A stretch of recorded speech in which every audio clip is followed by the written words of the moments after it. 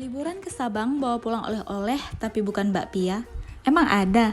Yuk tonton video ini sampai habis. Oh hai, assalamualaikum rekan. Liburan kali ini jajanan Aceh mampir ke bakery shop paling viral di Sabang. Berawal dari kepoin apapun tentang Sabang, muncul saran terbanyak untuk mampir ke sini. Dan ternyata, real sebanyak itu kue yang tersedia dan sangat menggoda untuk langsung diborong buat dijadikan oleh-oleh. Toko kue yang beralamat di Jalan Profesor Amajid Ibrahim, Kota Sabang ini gak hanya menyediakan birthday cake. Sabang Excellent juga menyediakan varian seperti cupcake, egg tart, pie buah, cream puff, brownies, bolen pisang, dan juga berbagai jenis roti yang sangat cocok dijadikan cemilan ataupun oleh-oleh khas Kota Sabang.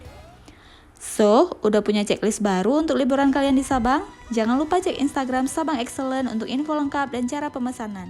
And enjoy your holiday!